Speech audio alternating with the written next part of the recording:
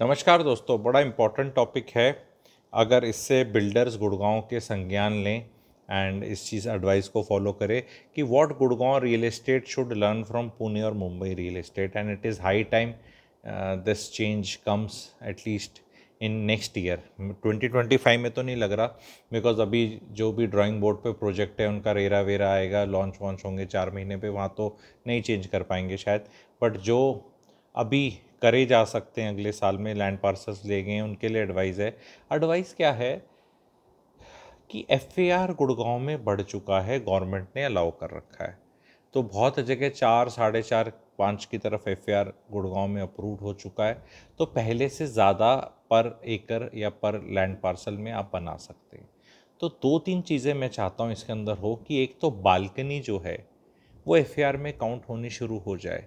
Because ये balcony का जो झोल है, इससे एक तरह से बहुत ज़्यादा पैसा बिल्डर कमा रहा है और टिकट साइज़ को बड़ा कर रहा है। जेन्युइन बालकनी जो होनी चाहिए वो साइज़ की ना बनकर कुछ भी बन जा रही हैं, भव्य भव्य luxury, ultra luxury. That is something, because उसको अनलाइक अफोर्डेबल हाउसिंग को ये 1,000-2,000 रुपये पर कारपेट पे नहीं बिक रही, वो प्रॉपर वही रेट पे बिक रही है जो अंदर का मामला है, क्योंकि उसको भी कारपेट में ही काउंट किया जाता है और फिर उसको 1.4 से मल्टीप्लाई करके सुपर कर दिया जाता है और सुपर एरिया के 20, 21, 22, 23, 24 हज़ार आगे मुंबई दिल्ली, वहाँ मुंबई मार्केट में वो काउंट होती हैं एफएआर में, इसीलिए वहाँ पे नकेल कसी जाती है। तो एक बहुत बड़ी प्रैक्टिस है जो मेरे ख्याल हरियाणा अथॉरिटीज़ को देखनी चाहिए। Investor and end user interest में एक ये पॉइंट था। दूसरा पॉइंट ये था कि अगर आपको एफएआर अब ज़्यादा मिल गया है तो आप अब 200-250 यूनिट्स निकाल लें पर एकड़। लोग बोलेंगे डेंस है, हाँ बोलेंगे डेंस है, पहले के बनस्पत डेंस है। थोड़ा वीडियो बड़ा हो जाएगा अगर थोड़ा सा ज़्यादा भी, तो आई होप डेवलपर ज़रूर सुनेंगे, ठीक है। एंड बाकी प्रॉपर्टी में काम करने वाले एंड यूट्यूब चैनल बना लें, उनको भी ये मुद्दा उठाना चाहिए कि ticket size 2-2.5 crore is a sweet spot now in Gurgaon. सब कुछ ही 5-6-7 करोड़ का हो गया है।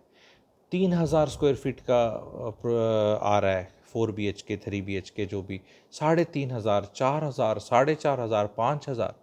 अरे भैया इनके साइजेस करो कम, क्योंकि इसमें भी आप लोग डेंसिटी तो 130 140 पे पहुंच चुके हो। क्योंकि एक गुड़गांव में क्या है ना, साइकोलॉजिकल बेंचमार्क को अफोर्डेबल हाउसिंग का था 150, कि 150 तो बहुत ही ज़्यादा डेंस है। आज मैं डेंसिटी में आप लोगों को अपने, जैसे कहते हैं, पेड कंटेंट से थोड़ा ज्ञान देने की कोशिश करूंगा। देखो, density is a very important thing, मैंने ही सिखाई थी 4-5 साल पहले। नहीं तो पहले कोई डेंसिटी की बात ही नहीं करता था रियल एस्टेट में। प्रोजेक्ट्स धीरे धीरे लॉन्च होते थे, 3 टावर 2 टावर, एंड कोई ये नहीं बताता था प्रोजेक्ट टोटल कितना है और टोटल यूनिट्स कितने और क्या है। बट डेंसिटी की अब एक एडवांस हायर ऑर्डर थिंकिंग ये बताना चाह रहा हूँ मैं आपको। लेट्स अज्यूम करें कि जो पुराने गुड़गांव की एग्जांपल लेके बताएं, 10 एकड़ के अंदर 500 फ्लैट बने हुए हैं, पुराने, लेट से 20-25 साल पुरानी सोसाइटी है, तो डेंसिटी तो भाई साहब 50 ही है, जो कि काफ़ी कम है। लेकिन उसमें 8-8 मंजिल के ही फ्लैट्स थे एंड हर फ्लोर पे 4 अपार्टमेंट्स थे। तो उसके टावर जो हैं वो ज़्यादा हैं, मान लो 12, 13, 14 टावर हो गए। तो अब उसने जो ग्राउंड पे स्पेस है वो ज़्यादा नहीं है, तो भले कम है अपार्टमेंट्स, लेकिन स्पेस की फीलिंग नहीं आती है। ऐसा कोई बहुत बड़ा गार्डन, बहुत बड़ा क्लब हाउस, बहुत बड़ा swimming pool, jogging track, amphi theatre, 4 tennis court, 2 badminton court, basketball court, बच्चों का एरिया, बड़ों के लिए योगा करने का एरिया, ऐसा कुछ नहीं निकला वन सोसाइटी में। बड़े मंडेन सा काम है, आप जाके देखो। तो आज के दिन अगर हम 6 टू द फ्लोर करके 40 मंजिल तक, बिकॉज ऑफ माइवन पॉसिबल हैं, तो we can have a lesser footprint of the concrete footprint and more open spaces, and it will give you that feeling for sure. And people will have to accept it if they want anything between 2 to 3 CR। हमें चाहिए 1,400 square feet super area, 1,500 super area, 1,600 super area, 1,700 super area. 1,400 से 1,700 super area के 3 BHK standard apartments, जिनकी pricing 15, 16, 17 हज़ार रुपये पे निकल कर आए। इनका ऑफ कोर्स 21-22 हज़ार पे ना जाए, क्योंकि अब इसको अल्ट्रा लग्जरी तो नहीं बोलेंगे, क्योंकि ये मास थोड़ा प्रीमियम सेगमेंट बोल पाएंगे क्योंकि डेंसिटी ज़्यादा है। But then the ticket size will fall in 2.25, 2.5, 2.7 CR। यहाँ लोग काफ़ी ले पाएंगे, हालांकि ये भी बहुत बड़ा अमाउंट होता है। मैं इतना लूजली नहीं बोलता यार ये 2.5 CR तो कोई चीज़ नहीं है, नहीं। पर 2.5 CR में ये है कि कोई इंसान अपना कुछ बेच कर, कुछ लोन उठाकर और कुछ सेविंग तोड़कर तो पहुंच जाएगा, 3 चीज़ें करके। इसमें भी सिर्फ अपनी सेविंग्स से एंड नए लोन से लेना उतना इजी नहीं होगा। लेकिन आज के दिन तो ऐसा हो रखा है कि मैं कुछ खानदानी चीज़ भी बेच दूं, लोन भी ले लूं और सारी सेविंग्स भी तोड़ दूं और यहाँ तक घुस जाऊं, तब भी नहीं आ रही। तो अब कम से कम 2.5 CR की ब्रैकेट के अंदर प्लस माइनस 25 लाख कम से कम I will be able to, when I say I means many people, all people तो कभी नहीं हो पाएगा, ये भी एक फैक्ट है, गरीबी बहुत है देश में। लेकिन many people, many middle class people will be able to do this thing. तो ये एडवाइस आप लोगों को कैसी लगी आप बताएं। अगर आप बिल्डर्स हैं, क्योंकि मैं देखता हूँ कई बिल्डर्स हैं जो अफोर्डेबल हाउसिंग बनाते थे, एक प्लेयर बड़ा प्लेयर एमर्ज हुआ उसमें से, पर बाकी भी हैं वो सीधे के सीधे सारे के सारे पता नहीं क्यों DLF को ही टक्कर देने चले गए। क्योंकि वो एक बार तो अच्छा लगता है ना कि हम भी ऐसे बना सकते हैं, ये कर सकते हैं, क्योंकि maybe DLF is not going to come in this segment, whereas maybe DLF should also come, ऐसी क्या बात है मेरे हिसाब से। लेकिन they could have done so well, पता नहीं उनको कौन सलाह दे रहा था, बिकॉज वैनिटी होती है एक तरह की ना कि मैं भी जल्दी से बड़ा बन जाऊं, मैं भी बड़ी गाड़ी बना लूं। अरे अभी तो आप एकदम एल्टो जैसी या उससे भी छोटी गाड़ी बना रहे थे, टाटा नैनो जैसी, अब सीधे BMW में चले गए, बीच की सारी सेगमेंट ही छोड़ दी आपने। एंड अच्छा नाम था, जो जो प्रमोटर्स हैं, बहुत लोग मेरा चैनल भी देखते हैं और बहुत आदरपूर्वक की बात कर रहा हूँ। There is no shame in taking a course correction. अब जो आप लोगों ने इतने भव्य भव्य प्रोजेक्ट लॉन्च कर दिए हैं वो तो ठीक है, पर मुझे तो आपका लैंड पार्सल पता है ना, अभी मामला बहुत है। तो प्लीज़ टेक दिस एडवाइस, एक बिल्डर ने स्टार्ट करना है ये एंड रेस्ट विल फॉलो। अभी चक्कर क्या हो रखा है, मैं क्यों लॉन्च करूं 200 अपार्टमेंट्स पर एकड़, हाय मेरे को, मैं क्यों लॉन्च करूं। लोगों को घर चाहिए, रिक्वायरमेंट है एंड चीज़ें बिकेंगी। And people also have to realise this is the writing on the wall. आप मुंबई मार्केट जाएं, पुणे मार्केट जाएं, कहीं मर्जी जाएं, वहाँ पे कई सालों से ऐसा है। इवन ग्रेटर नोएडा में कई सालों से density has been this much only. एक गुड़गांव में बहुत सालों से लाटसाबी चल रही थी। अब ये ज्ञान आपको मिलने के बाद इसकी कॉरलरी क्या है, बाकी फ़ायदे क्या उठा सकते हैं। बाकी फ़ायदे ये उठा सकते हैं कि एग्जिस्टिंग प्रोजेक्ट्स में मामला जहाँ ठीक है और जहाँ डेंसिटी 80 डेंसिटी को बहुत ज़्यादा समझा जा रहा है, मैं वहाँ 200 तक की प्रपोजल पे ले आ गया हूँ।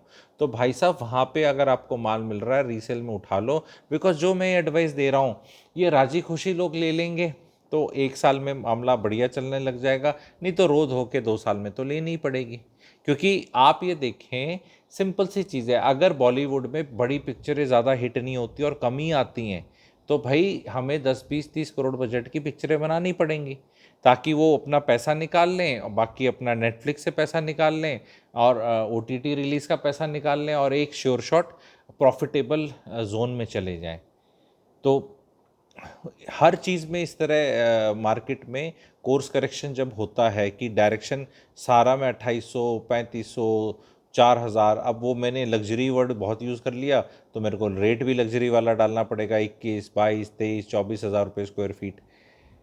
सारा मामला, ये चीज़ें बिक जाएंगी, 7-8 साल तक प्रोजेक्ट बनते हैं, धीरे धीरे बिक जाएंगी। लेकिन जो ये मैसिव डिमांड है जो इस सेगमेंट में मैंने बताया, इसमें भी किसी बिल्डर को आके इसको लेना चाहिए, बिकॉज चीज़ों को बहुत धीरे धीरे बेचना, 7-7, 8-8 साल तक प्रोजेक्ट्स बनाना, उसमें भी प्रॉफिट मार्जिन्स अफेक्टेड तो होते हैं because of inflation, uncertainty and बाकी चीज़ों के। अगर आप एक कॉम्पैक्ट प्रोजेक्ट लाएं 4-5 एकड़ के अंदर, 800-900 अपार्टमेंट, उसमें बड़े से 4-5 टावर, एंड फटाफट एग्जीक्यूट करके फटाफट उसको बेचें, क्योंकि बिकेगा तो बहुत जल्दी, ये तो श्योर शॉट है बिकॉज डिमांड बहुत ज़्यादा है, ठीक है। और उसको अच्छे से एग्जीक्यूट करें ऐसे लैंड पार्सल्स को, तो आपके प्रॉफिट मार्जिन्स बहुत ठीक रहेंगे। क्योंकि जब आप प्राइसिंग निकालते हो तो अगर 8 साल के हिसाब से निकालनी तो औनी पौनी प्राइसिंग ही निकलती है जो सारे बिल्डर्स निकालते हैं, क्योंकि उनको पता है कि भाई साहब हमने 6-7 साल से पहले बनाना ही नहीं।